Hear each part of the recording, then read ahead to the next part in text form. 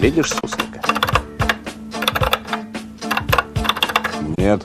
И я не вижу. А он есть. Понял.